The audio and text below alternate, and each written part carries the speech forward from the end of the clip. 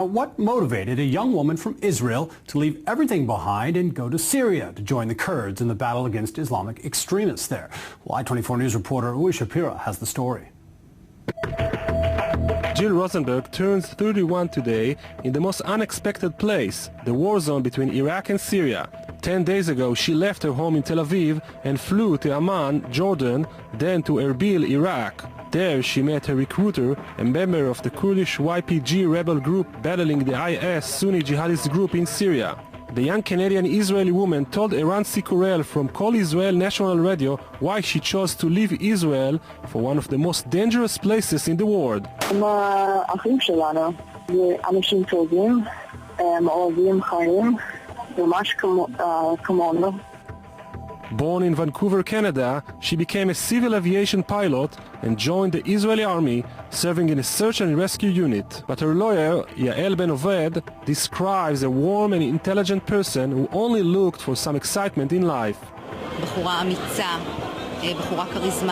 She is a very courageous and charismatic young woman, but I'm not too surprised that she chose such an extreme path. Eran Sikurel showed us the ins and outs of how the Kurdish group recruits. You can just take a plane and be there in a few hours and meet the rebels in Iraqi Kurdistan. Despite the lack of resources, the Kurds are using the social media wisely, including Western poster children like former US soldier Jordan Metson. In an exclusive phone call with Sikurel, a Kurdish fighter repeated his objective. Everyone is welcome to YPG as long as he's not Arab. I like Jewish people, I like all the Christian, I like it, I like every people, only Arab people I don't like. Because they're Muslim. Why don't you like Arabs? Because all ISIS. Many women are involved in the battle against the Islamic State, but Jill Rosenberg is the first non-foreign woman to join the Kurdish group. In the last few days, the connection with her was lost. Hopefully, she will find peace in one of the most troubled places on earth. All of a sudden, Canadians have the fight in Iraq covered from all angles. In the air, military flights to degrade an enemy, ISIS. On the ground, ISIS itself armed with militant Canadian jihadis. And tonight, a bizarre new twist. When those fighters go into battle now, they might very well come face to face against fellow Canadians. Senior correspondent Adrian Arsenault explains. Canadians in the skies trying to bomb ISIS into oblivion. Canadians in the ISIS ranks trying to dodge those bombs. Already complicated, this battle's getting messier because individual Canadians are now joining Kurdish fighters on the ground against ISIS. Former Canadian Forces members created the first North American Expeditionary Force are appealing to volunteers willing to pay their own way and trying to support them with gear and contacts. One Canadian volunteer in Alberton who wants his identity withheld has also been working with something called the ISIS Hunting Club. This, to me, isn't a battle of religion. It isn't a battle of territory. This is a battle for humanity. This is how the Second World War started. And what we're seeing now is a systematic elimination of minorities. Already there's at least one Canadian volunteer in the Kurdish region of Iraq now. Former soldier Dylan Hillier. He's posting that he's in place and eager for company.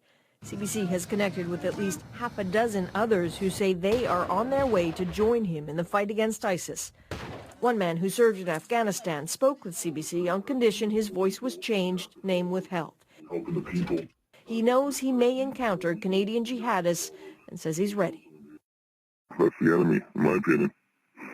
They're bad. That's an evil group, and if so be it, if I come across, an ISIS member that is Canadian, and he's shooting at me, I will shoot back. Are these Canadians breaking the law? It is not illegal for Canadians to fight in a foreign war unless they're fighting for a banned entity or fighting against a Canadian ally. In theory, this crop of soldiers should be okay, only there's a catch. if among the Kurdish troops they're joining there happen to be a few Kurds from a group called the PKK, then the Canadians are in a world of trouble because Canada considers the PKK a terrorist organization. So there's a risk that any individuals who come into contact, even inadvertently or indirectly, with the PKK could in fact be falling afoul of supporting a terrorist organization or a listed terrorist entity in the Canadian context. So it's not, I don't think it's a clear-cut legal issue. It's so tangled. What if they're captured by ISIS or injured? What sort of responsibility would Canada have? The would-be members of the expeditionary force have talked about it. Some answer with a dark bravado. Well, if it comes down to personally, always have one round left over for yourself if you don't want to get captured by these guys. Nothing simple about any of this. Personally, politically, militarily, the fight against ISIS is ugly. So why go there? Well, some of the soldiers say Canada could do more to protect innocent lives, but isn't, and they just can't stand by. Others are admitting they're soldiers, and frankly, they miss the battlefield. It's as stark as that. Wendy? Thanks so much, Adrian. Adrian Arsenault. We have reported often on Canada's contribution to the fight against ISIS in Iraq, that we've sent warplanes but no combat troops. Well, there's a new twist tonight. Canada does, in fact, have boots on the ground, but they're not military. They're civilians, Canadians who, as Mike Locouture reports, are so fired up about the horrors of what ISIS is doing, they volunteered to fight. As the Canadian forces continue to fight ISIS from the air, there are some Canadian boots on the ground. Former soldiers are volunteering their time to battle alongside Kurdish fighters in Iraq. Now, one such person, 26-year-old Corporal Dylan Hillier, an Afghanistan veteran who was discharged from the forces months ago. I definitely think that he's not satisfied with the world's response. Veteran Ian Bradbury knows Hillier and says there are dozens of others considering volunteering to fight with the Peshmerga. Dylan is the son of Ontario MPP Randy Hillier. In a statement, Hillier would only say, quote, "There are no words which can adequately describe how proud we are of our son Dylan. As a proud Canadian, he has always cherished and defended the freedoms we are all afforded in this great country." Now, Bradbury heads a group called the First North American Expeditionary Force, a non-profit organization providing support to anyone who feels the need to volunteer in the fight against ISIS. And he helped Hillier head over to the Middle East. I have verified contacts now through Peshmerga, so I know that whoever they're in contact with is actually a legitimate person and not a nefarious character. Now, Bradbury has considered joining the fight, but he isn't ready to go just yet.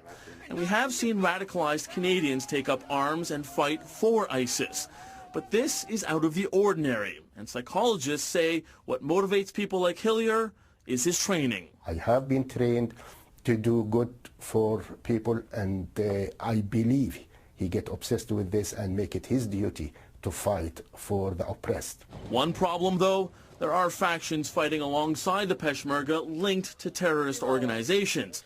So if Hillier or any other Canadian becomes associated with them, there's no guarantee he'll be allowed to return home. We can just make sure that our communications are clean and that whatever we've put our personnel onto is clean. That's as far as that we can go. It's a risk some are seemingly willing to take in order to fight the atrocities perpetrated by ISIS. Mike Locouture, Global News, Ottawa.